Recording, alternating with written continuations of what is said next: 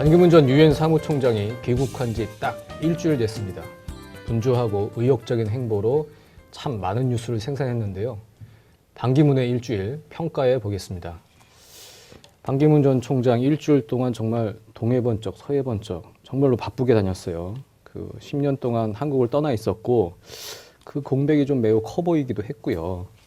일단 반기문 전 총장 일주일 점수를 매긴다면 한 몇 점 정도 줄 수 있을까요? 글쎄 점수로 매기기에는 쉽지가 않을 것 같고요. 아무튼 영남, 호남, 팽목항, 광주 5.18 민주묘역, 또 천안함, 뭐 경제 현장, 우리 국민들이 고통받은 현장, 좌에서 우, 위에서 아래 모든 장소를 다 다니고 싶었던 모양입니다. 여수 수산시장, 대구 서문시장 거기 예, 그렇죠. 있었죠. 이제 경제 현장도 있었고 이제 백목항 같은 아픔의 현장도 있었고요. 누가 그 택시를 타고 따라갔다면 계산을 해보니까 뭐 100만 원이 훨씬 넘는 뭐 그런 액수가 나온다고 하고요. 지금 그 취재 기자들이 아주 힘이 들었다고 합니다. 운전을 하면서 따라다니는데 그 과속으로 혹시 사고가 나지 않을까 겁이 날 정도로 좀 약간 서두르고 엉망진창인 그런 장면들이 계속 벌어져 가고 있습니다. 아무튼 19일까지 이제 전국을 돌고 이명박 대통령을 전 대통령을 이제 만나고 이제 이러고 있는데요. 아직은 전 개인적으로 유엔 사무총장 10년 내공이 이 정도일 것이다라고 믿고 싶지는 않고요. 네. 조금만 더 지켜보고 제가 평가를 하는 걸로 그렇게 하고 싶습니다. 지켜봐야 할 거예요. 아직 일주일 동안 좀 실망스러운 건 사실이죠. 네. 매일 뭔가 스캔들, 네. 뭐 이벤트, 네. 좀 뭐 좋지 않은 모습 구설수. 같은 것들, 네. 구설수 이런 것도 계속 벌어지고 있고요. 뭐 감동이 없죠. 네. 뭔가 부지런히 돌아다니기만 하고 어느 정치 평론가가 선거에 처음 나온 초짜가 명함만 수만 장을 뿌리고 나는 이제 당선됐다 이렇게 막 외치는 모습이다. 아주 적절한 비유인 것 같습니다. 한 표라도 한 사람이라도 이제 마음을 움직이려면 감동을 줘야 되고 영어로 해서 죄송합니다만 임팩트가 있고 그래야 되는데 지금 반기문 총장한테는 그런 면모 전혀 볼 수가 없고요. 이건 뭐 한겨레, 경향, 조선일보, 중앙일보, 동아일보 모든 언론 또 모든 정치인들 여야 막론하고 모든 사람들의 평가가 일치하는 것 같습니다. 네. 저는 점수 매기랑 50점 많이 주신 거 아니에요? 반반이기 네, 때문에 반반. 50점인데 뭐냐면 지금 말씀하신 대로 사실 뭐 귀국하고 일주일 동안 지지율 측면에서 보면 그렇게 또 떠 있진 않았어요. 그러니까 뭐 어떤 메시지를 전하는 건지 잘 모르겠고 뭘 하겠다는 건지 잘 모르겠고 구설수만 더 부각이 되고 실제로 오늘 나온 그 리얼미터 여론조사 결과를 보니까 16일부터 18일까지 조사한 건데 그렇게 지난주보다 이제 반 전 총장이 오히려 0.4%포인트 내렸더라고요. 이 동일한 조사에서 네. 21.8%. 문재인 전 대표가 오히려 2.0%포인트 올라서 28.1%. 그러니까 살짝 미세하게 올랐을 법도 한데 일단 이 조사에서는 그렇게 안 나왔어요. 물론 0.4%포인트라고 하면 그게 유의미한 수치는 아닐 수 있겠습니다만 그럼에도 50점을 주는 이유는 두 가지 같아요. 이분이 굉장히 대통령 하고 싶어 한다라는 의지는 보여준 것 같아요. 네. 귀국 첫날부터 굉장히 단호한 메시지를 던졌고 그리고 열심히 다녔고 두 번째는 이게 굉장히 강행군의 일정이거든요. 우리 젊은 사람들도 귀국 뉴욕에서 비행기 타고 와서 다음 날부터 돌아다니고 고향 가고 막 부산, 김해, 그렇죠. 진도, 광주, 여수, 시차 대구, 적응도 지금 대전, 제대로 서울 안 되는 건데. 네, 완전히 한 2,000km 되는 이런 동선을 그리면서 계속 다녔는데 굉장히 73세, 73살 고령인데도 불구하고 체력이 또 강하다. 이런 점은 일단 확인이 된 것 같아요. 그래서 50점을 일단 네. 주고 시작하겠습니다. 원래 유엔 사무총장 할 때도 그랬다고 합니다. 본인한테 직접 들은 얘기인데요. 시차의 혼선으로 인한 제틀렉이라고 하죠. 네. 그런 게 전혀 없다. 그러니까 비행기 안에서 잠을 잘 자고 현지에 도착하면 바로 휴식 취하지 않고 바로 그 일정을 소화하고 뭐 타고난 외교관이다. 전 세계를 돌아다닐 수밖에 없는 본인이 이제 그런 자랑을 하는 걸 들은 적이 있는데요. 이번에 이제 한국에 와서도 그런 면모를 좀 보여주는 것 같고 또 나이로 인한 어떤 한계 같은 거에 대한 걱정을 접기 위해서 좀 일부러 조금 더 과도하게 아마 일정을 그렇게 잡았던 것 같습니다.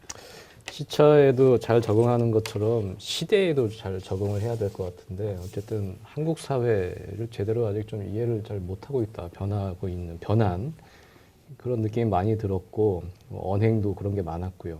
일주일 동안 여러 가지 이제 이야기거리를 나왔는데 가장 인상 깊었던 장면이나 발언을 꼽는다면 어떤 게 있을까요, 두 분?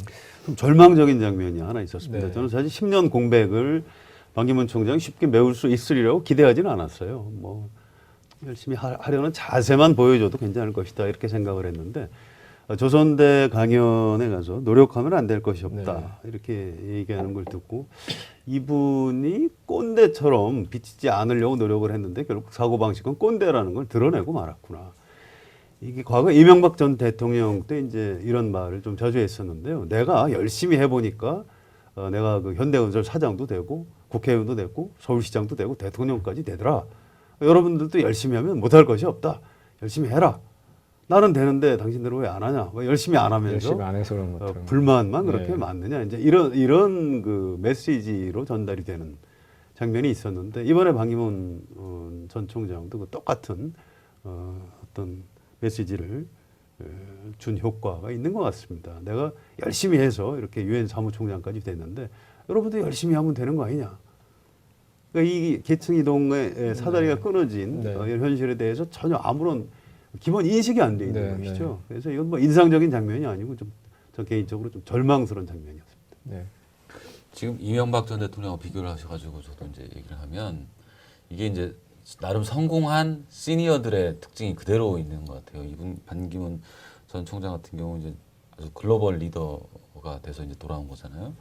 근데 그러다 보니까 한국의 젊은이들을 약간 자기하고는 구분짓는 인식이 깔려 있는 것 같아요. 이명박 전 대통령도 그렇게 그 나는 성공했는데 너희들 왜 못하냐 했듯이 그런 게 또 하나 있는데 그 어제 이제 기자들을 대하는 이런 태도에서도 그게 이제 이명박 전 대통령하고 비슷한 게 있었거든요. 뭐냐면 제가 이제 예전에 이명박 전 대통령 이렇게 같이 출장을 가보면 기자들한테 이제 젊은 기자들한테 그렇게 얘기해요.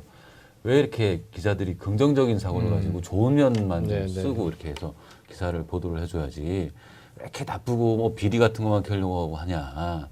그게 국제적으로는 전 세계 다른 언론들은 그렇게 선진국에서 그렇게 안 한다.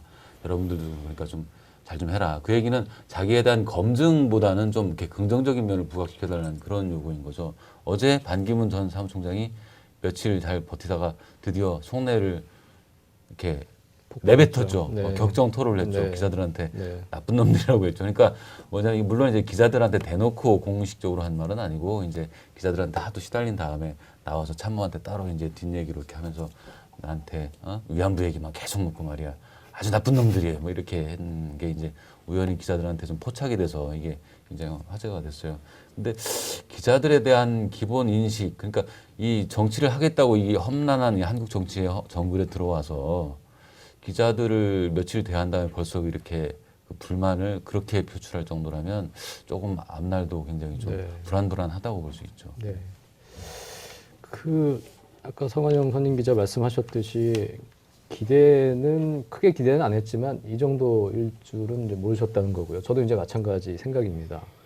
반기문 전 총장 왜 이렇게 헤매는 걸까요? 도대체 이유가 뭘까요? 저는 그 기본의 문제라고 봅니다. 사실은 이 성공한 사람들, 어느 분야든 최고 경제에 오른 사람들이 정치에 대해서 갖는 착각 또는 사실은 오만, 전 이렇게 해석하고 싶은데요.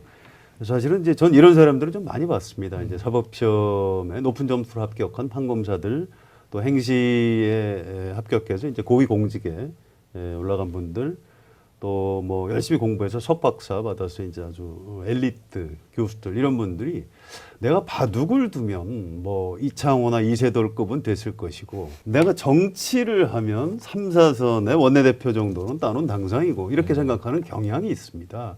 어떤 정치 고유의 어떤 전문성 이런 것에 대해서 인정을 하지 않는 것이죠. 반기문 총장이 귀국하는 기내 인터뷰에서 여러분들은 내가 토요일, 일요일 다 반납하고 가족들하고 멀리하고 내가 얼마나 열심히 일했는지 알면 깜짝 놀랄 것이다. 이렇게 열심히 하면 다 할 수 있는 거다.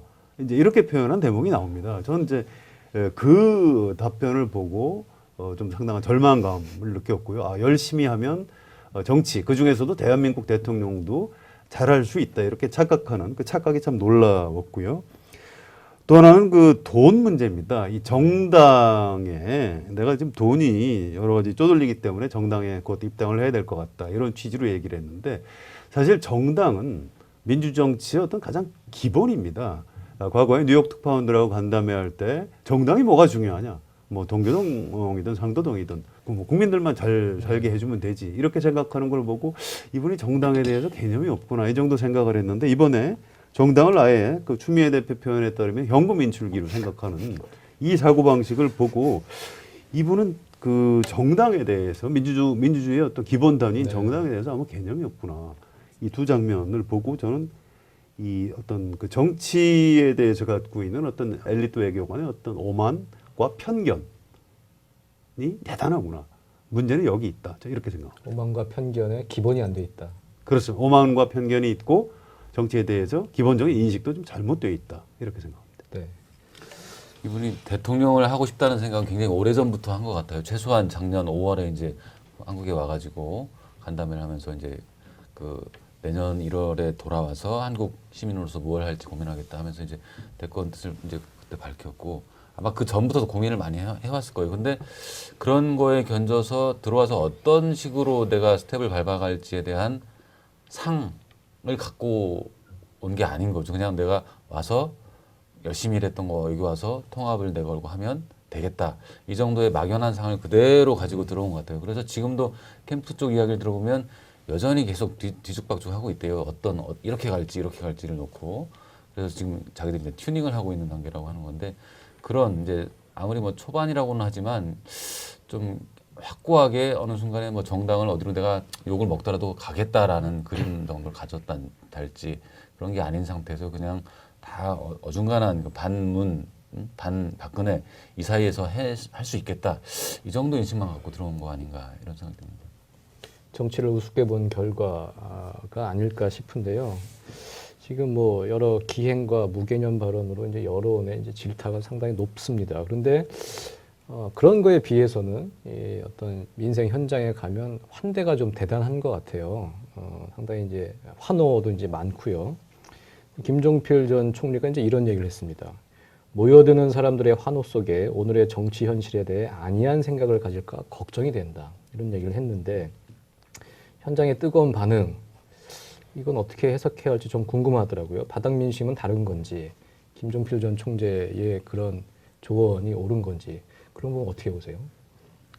제가 글쎄요 귀국 첫날 공항부터 해서 이제 집까지 가는 그 동선에 굉장히 수백 명의 사람들이 나와 있었고 열렬한 환호를 받았죠. 근데 그 다음에 이제 지금 3박 4일 일정하는 우리 후배 이경미 기자한테 한번 물어봤어요. 분위기. 이경미 기자는 지금 어제 광주, 대구, 또 대전, 서울 이런 일정을 네. 동행 중인데 대체로 보통 한 30에서 한 50여 명 정도가 나와 있고 지지자들이. 근데 연령층은 한 중장년층이고 대부분. 그리고 이제 그 아주 뭐 뜨겁게 열렬히 하는 건 아니래요. 다만 대구 서문시장에 갔을 때는 한 수백 명이 나와서 굉장히 그 환호를 하고 기대에 찬 분위기. 얼굴 좀 한번 보자 하면서 막 뒤 좀 돌아보세요. 막 이런 거 있죠. 그냥 관심을 가졌는데 그 외 나머지 지역에서는 그렇게 끌어오르는 이런 분위기는 아니라고 해요. 네. 그래도 이제 전 기대는 있었다고 생각하고 아직도 기대가 좀 있다고 생각을 합니다. 우리 유권자들이 이제 기존 정치인, 기존 정당에 대한 어떤 반감이라고 할까요? 아니면 새로운 정치에 대한 열망 이런 것들을 이제 반기문 총장한테 좀 투영시키는 이런 측면이 있습니다. 2012년에 사실 안철수 현상도 그 비슷하고요. 지금 반기문 총장에 대한 인기를 반기문 현상이라고 혹시 명명을 해본다면 반기문 현상의 어떤 배경에도 그런 새로운 정치인에 대한 열망 이런 것들이 깔려 있는데요. 그걸 내용적으로 부응해주지 못하면 거품으로 신기루로 이렇게 주저앉고 말 가능성이 좀 높은 이런 상황이라고 봐야 되겠죠. 현장의 분위기 때문에 상황을 오판할 가능성도 있지 않은가요? 그 여러 가지 이제 다른 비판도 많이 들어오는데 현장에서 이렇게 반응이 좋으니까 나는 내 갈 길대로 가겠다. 뭐 이럴 수도 있는 거 아닌가요? 그렇죠. 그런 거 이제 분간을 할 수 있도록参모들이 조언을 잘 해줘야 되는데요. 지금 여론조사 지지율이 그렇게 상승세가 아니고 오히려 약간 하락세에 접어들었습니다. 그래서 아마 반기문 총장 본인이나 참모들도 지금 잘하고 있다 이렇게 판단을 하고 있지는 않다고 합니다. 뭔가 좀 어떤 반성적 차원에서 행보에 좀 약간 변화가 있지 않을까 이렇게 예상이 됩니다. 네.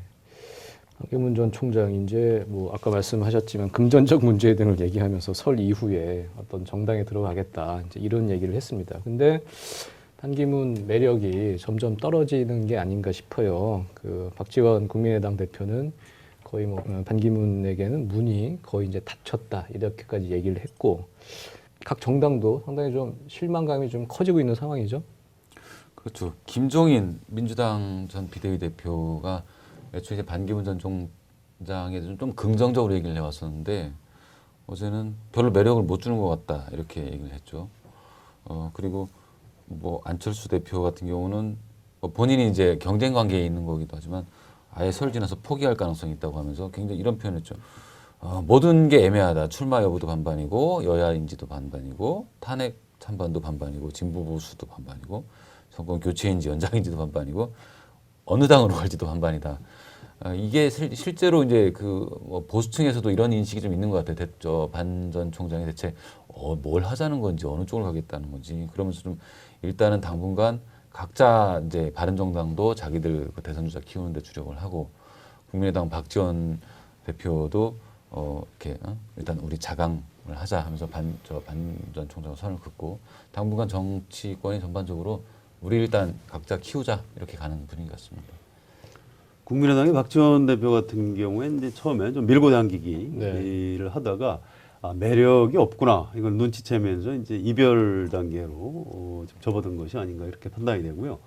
반면에 이제 바른정당의 이제 김무성 전 대표, 김무성 의원 같은 경우에는 지금도 반기문 총장이 우리 당에 오면 환영받는다 이렇게 얘기를 하고 있습니다. 결국 반기문 총장도 아마 그런 것들을 감안해서 바른정당을 선택할 가능성이 높지 않은가 이렇게 예상이 됩니다. 네. 그러면 어쨌든 몸값이 좀 떨어진 상태에서 반기문 전 총장은 설날 이후에 선택지가 좀 줄어들고 결국은 바른정당으로 간다 이렇게 봐야 할까요? 우선 그쪽에 이제 가장 그 이상적인 목표로 설정한 거는 그렇게 바른정당에 이렇게 쏙 들어가는 것보다는 그 전에 본인이 중심이 돼서 다 흡수를 해버리는 거죠. 바른정당도 오고 국민의당도 일부 올 사람 오든지 뭐 연대를 하든지 민주당에서도 뭐 반문 비문 세력이 있으니까 그들도 원하는 사람 끌어들이고 해서 신설 합당 같은 거 이런 거를 가장 할 수 있다면 그 최상의 이제 최선의 시나리오로 그리고 있는데 그게 이제 잘 돌아갈지 그거는 좀 애매한 상황이 올 수가 있을 것 같아요. 설 뒤에 의원들은 일부 충청권 의원들이 좀 딱 가세를 해서 일단 좀 더 새는 불렸는데 그때까지도 반 전 총장이 이렇게 개인기에서 또 개인 어떤 비전이나 이런 측면에서 국민들에게 어떤 신뢰를 주지 못하고 믿음을 주지 못하고 지지율이 좀 이렇게 지지부진하다 하면 그런 구상이 좀 어그러질 가능성이 좀 있죠. 반기문 총장이 정당을 만드는 것이 사실은 본인이 대통령이 되는 가장 유리한 판단이라고 봐야 됩니다. 그런데 정당을 만들기 위해서는 한 3가지 정도 조건이 필요합니다. 일단 명분이 있어야 되고요. 뭐 명분은 있을 수도 있습니다. 내가 대통령이 되기 위한 것이다. 이렇게 뭐 설명이 가능하고요. 사람이 있느냐? 사람이 이제 별로 없는 걸로 점점 드러나고 있고요. 또 본인이 표현했듯이 돈도 지금 없고 지금 뭐 이런 상황입니다. 그런데 사실 명분, 사람, 돈보다도 더 중요한 게 정당을 만들기 위해서는 어떤 용기, 배짱, 뭐 영어로 하면 거츠라고 할까요? 뭐 그런 것들이 좀 필요한데 저는 그게 가장 기본적인 요소라고 봅니다. 역대 정치인들 중에 정당을 만든 사람들은 그 배짱이 있었기 때문에 뭐 작은 정당이라도 만들 수가 있었던 건데 반기문 총장은 그런 면에서는 거의 지금 빵점에 가깝다는 게 드러났고요. 따라서 반기문 총장이 정당을 새로 만들 가능성은 지금 거의 사라진 것 같습니다. 그렇게 되면 바른정당 정도를 선택을 해서 바른정당도 지금 정당 지지율이 낮은 상황이기 때문에 반기문도 약하고 바른정당도 약하지만 두 세력이 이렇게 연합을 하면서 이제 시너지를 내서 이제 역전을 한번 노려보는 이런 수순이 이제 설 연휴 직후에 좀 남아 있을 걸로 이렇게 예상이 됩니다. 네. 참 쉽지 않은 경우의 수일 것 같은데요. 그 반기문의 일주일에서 제가 인상 깊었던 부분은 뭐 기자들 향해서 나쁜 놈들 뭐 그런 것과 관련해서 더 얘기를 했죠. 앞으로 자기 따라다니면서 위안부 문제 묻지 마라 이런 이제 지침을 내렸습니다. 기자는 말하는 사람이 아니고요, 묻고 듣는 사람입니다. 그런데 기자의 묻는 행위 자체를 컨트롤하겠다. 이거는 언론을 탄압하겠다는 거거든요. 블랙리스트 만드는 것과 마찬가지죠. 정말로 정치 교체를 하겠다면 이런 올드 패션부터 버려야 할 것 같습니다. 더 정치 마치겠습니다. 감사합니다.